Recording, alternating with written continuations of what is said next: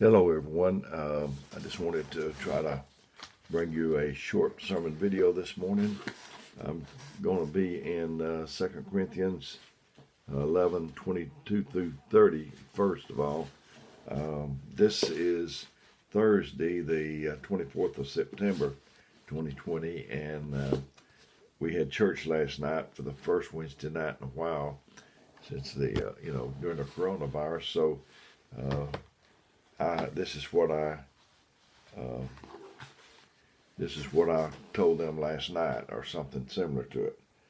And this is Paul talking to 2 Corinthians 11:22, and it says, "Are they Hebrews? So am I. Are they Israelites? So am I. Are they the seed of Abraham? So am I." Paul was a Roman citizen, and are they ministers of Christ? I speak as a fool. I am more. In labors more abundant, in stripes above measure, in prisons more frequent, in deaths oft. Of the Jews 5 times received I 40 stripes, save one. Thrice I was beaten with rods, once I was stoned. Thrice I suffered shipwreck, a night and a day have I been in the deep. In journeyings often, in perils of water, in perils of by my own countrymen, in perils by the heathen, in perils in the city, in perils in the wilderness, in perils in the sea, in perils among false brethren, in weariness and painfulness, and in watchings often, and in hunger and thirst, and fastings often, in cold and nakedness. Besides these things that are without, that which cometh upon me daily, the care of all the churches." He had all that on him. "Who is weak, and I am not weak? Who is offended, and I burn not? If I must needs glory, I will glory of the things which concern mine infirmities." And then I'm going to turn over here and I'm going to read just a few more verses. I know I'm reading a lot. Hang in here with me. And I'll try to make it worth your while. I pray it will be. Let's see. All right.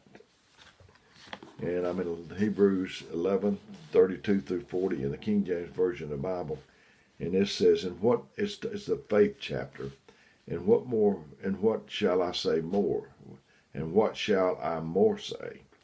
For the time would fail me to tell of Gideon, and of Barak, and of Samson, and of Jephthah, and of David, and of Samuel, and of the prophets, who through faith subdued kingdoms, wrought righteousness, obtained promises, stopped the mouths of lions, quenched the violence of fire, escaped the edge of the sword, out of weakness were made strong, waxed valiant in fight, turned to fight the armies of the aliens. Women received their dead raised to life again, and others were tortured, not accepting deliverance, that they may obtain a better resurrection. And others had trials of cruel mockings and scourgings, yea, moreover bonds, and of imprisonment. They were stoned, they were sawn asunder, were tempted, were slain with a sword. They wandered about in sheepskins and goatskins, being destitute, afflicted, tormented, of whom the world was not worthy. They wandered in deserts and in mountains and dens and caves of the earth, and these all, having tamed a good report through faith, received not the promise. God having provided some better thing for us, that they without us should not be made perfect." They had the bulls and the goats and that kind of thing, and they didn't know the Spirit of God. They heard it prophesied, but they never lived to see it fulfilled like we have. And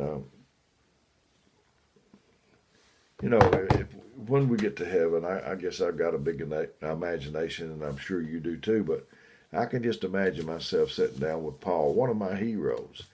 He wrote more of the New Testament than all the rest of them combined, if I'm not mistaken. He wrote a lot. And I just imagine myself, I want to see Jesus first, the hero of heroes. And it said that the pure in heart to see God, I hope to see him. But I'd like to talk to Paul.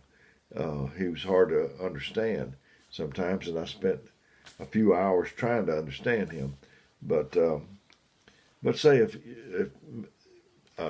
Paul and I got to sit down and have a talk, I wonder if I would be ashamed to mention after all the things he told that he went through, and those people in the 11th chapter of Hebrews talking about faith, all of that he went through, and me say, well, y'all ought to have been there when I was there. I was there during the pandemic of 2020, 2019, 2020. I was there then, and can you imagine talking to those mighty men about such things? And what am I going to say to them? Somebody looked at me wrong. They got my parking space. They sat in the seat at church I sit in. I've already did a video on being insulted and offended. And I'm just thinking that when we get up there and we talk to these men, we're going to be so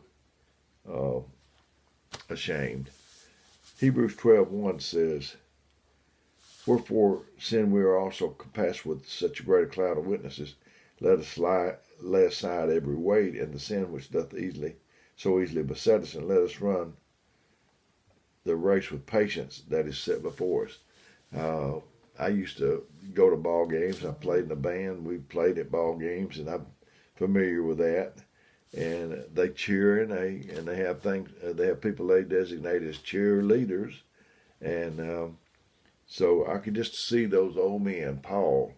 I don't know that it's going to be that way, but I could just see them saying, "You can make it, Dale." And I know that if they made it through what they made it through,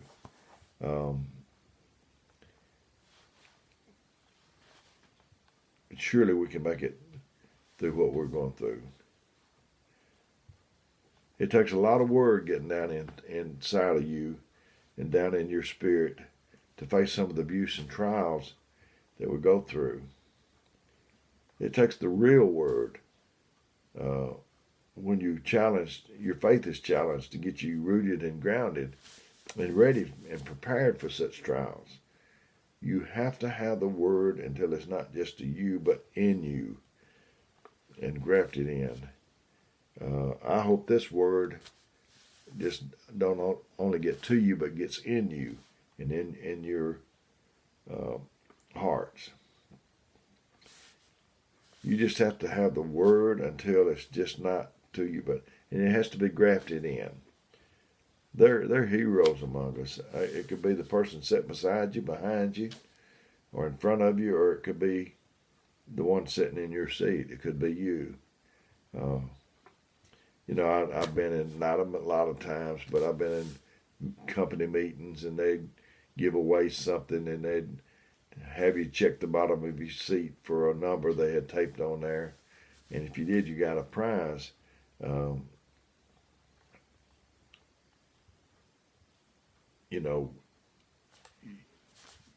You don't never know what's sitting in different seats, what these people went through. The person beside you, they could be dealing with anxiety, a troubled child, a sick child, or whatever. And it's the same way when you're going down the road and people's driving crazy, which they do. It could be that way too. Terrorists are in cell groups. They could be next door. They could be in a grocery store. They're all around you. And every time you start to step up in the ways of the Lord, Satan activates one of those cell groups against you. The enemy came to kill and destroy, but God, Jesus, he came that we could have life and have it more abundantly.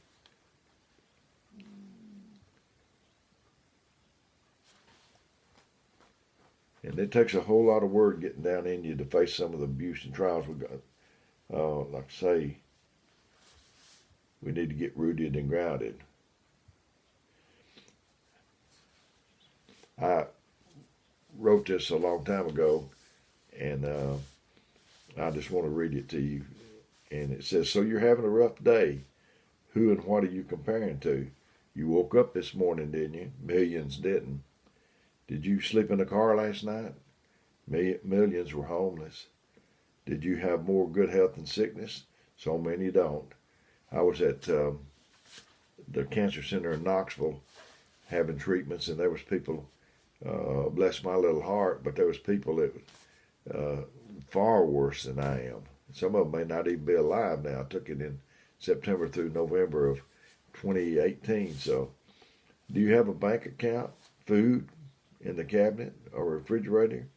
You got money in a little jar somewhere, maybe some in the bank. What do you do when you feel sorry for yourself? Well, before the pandemic, I'd suggest going to the hospital, nursing home, funeral home, and just be glad that your loved ones aren't there, that you're visiting somebody, or you not there yourself. Have you got your right mind? I know several folks who don't. They were once smart, maybe smarter than me or you. Pity parties. Has anybody ever had anybody attend their pity party? I'm sure if they ever got there, they didn't stay long. If you got any success feeling sorry for yourself, go for it. But as for me, count me out. It just doesn't work for me. Even Job in the Bible, with all his troubles, was required to stand on his feet like a man. I remember my mother-in-law, she is my spiritual mother, and Annie Ruth Morris used to be priest, and she told me years ago, Dale, I have never got the Lord to do anything for me, trying to get him to feel sorry for me. And I've checked it out, and I haven't either. Trying to make somebody else happy and feel important. There's not any way to make somebody else happy and not get some of it for yourself. The day you learn to get your mind off yourself to think of others is the day your life will take a different meaning. A life of serving others makes a very rich, fulfilling life. Be positive. When you get all the negativity out of your life, just look and see how people react to you. You'll see a great difference. You will never want to go back to that old way. I want to tell you a funny story. I think it's Joel Osteen or somebody. He starts out with a funny or something, and sometimes I do, sometimes I do. I usually always tell a story of some kind, but it's not always humorous. But anyway, it said this monk joined a monastery and took a vow of silence, and they could only speak every 10 years. They'd get a review every 10 years, and they could speak 2 words. That's all they could speak.